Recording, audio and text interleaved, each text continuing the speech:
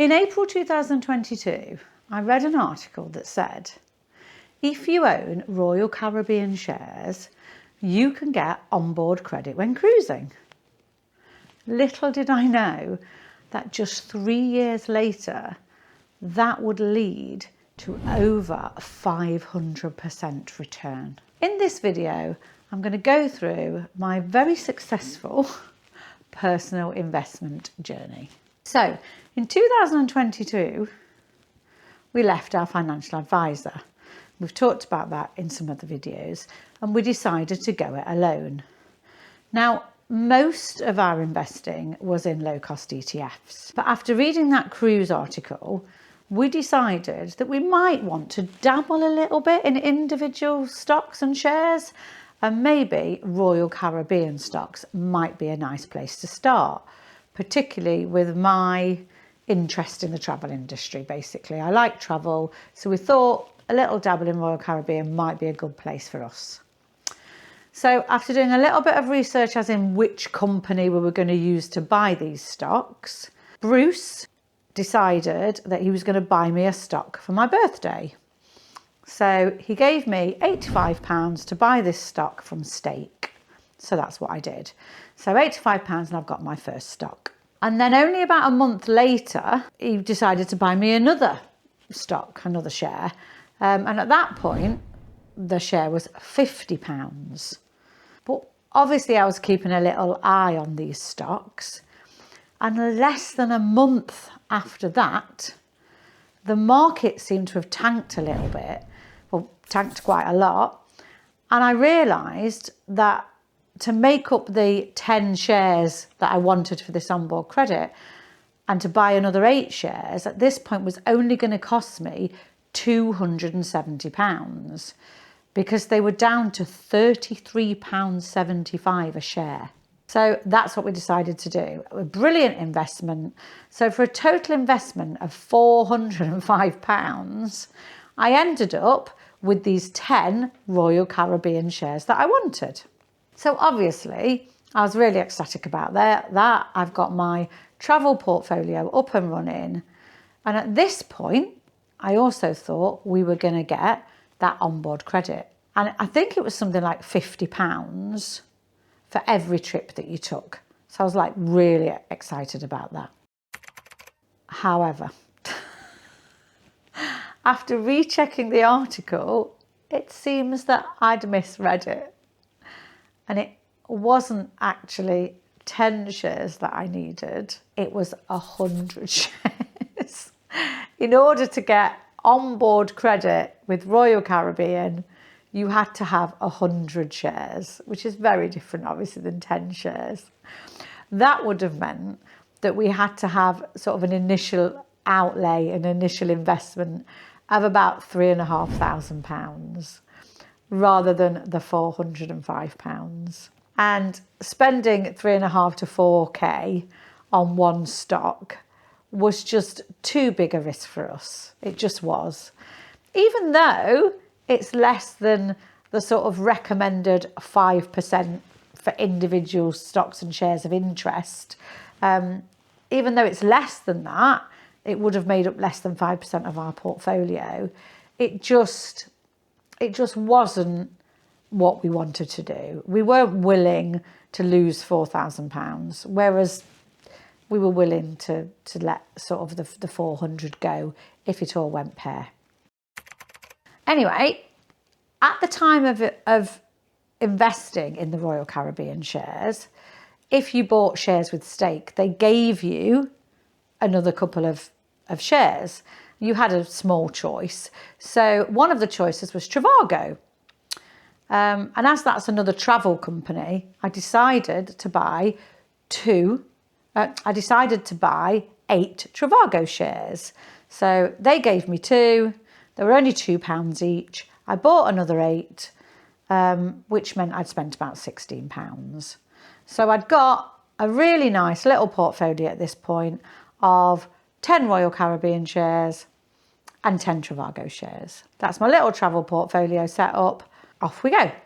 So no more investing was done in my travel portfolio for the next few years. Obviously, my miscalculation my misreading the article meant that we didn't get any onboard credit, but I thought I might as well just leave the portfolio sitting there. Just leave it sitting there with no real expectation. Then in 2024, Stake moved out of the UK market. You couldn't, if you were British, you couldn't buy and sell stocks and shares with Stake. So I got an email that said they were going to transfer my entire portfolio to free trade.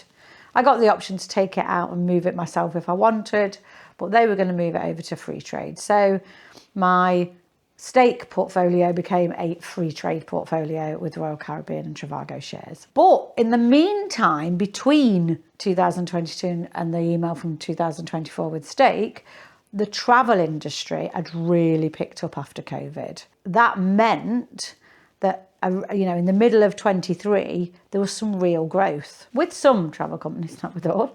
And Royal Caribbean, my shares had gone from £33 a share to £131 a share. So in the middle of 2023, I'm sitting on £131 a share. So times that by 10 and I'm sitting on £1,300, which is fabulous, absolutely fabulous from my original investment. But it doesn't end there. It really doesn't end there. And I may have misread 10 meaning 100 when I first did my investing, but I clearly didn't misread what could happen in the market. And obviously it was not luck at all. It really was luck. It was all luck. But now, in 2025, those £33 shares that turned into £131 shares, what I didn't realise is that was just a drop in the ocean. No cruise pun intended. Because the £33 shares are now worth £250 per share.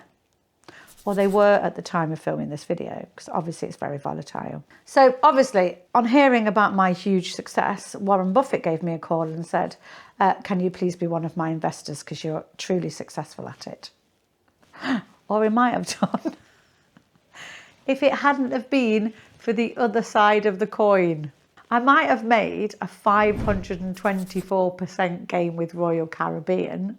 But do you remember my other 10 shares with Trivago that cost me about £20, or at the time were worth about £20? So that £20 down to £4 is an 80% loss. So clearly my investing wasn't all plain sailing. If I'd have put the £400 into Trivago rather than into Royal Caribbean, I'd have only been left with £80. Now, the Royal Caribbean shares might be worth £2,500 and it's a massive gain, but, and there's a big but, the reason behind this video is not to say that clearly I am a brilliant investor. I obviously know what I'm doing. It was sheer skill choosing the Royal Caribbean stocks. You can easily make 500% gains. Absolutely not. This is a cautionary tale.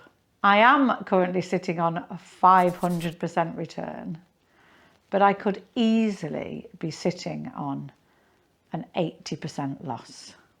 The only reason I'm sitting on the 500% return is because I misread an article about onboard credit and because I love cruising. So this is definitely not financial advice.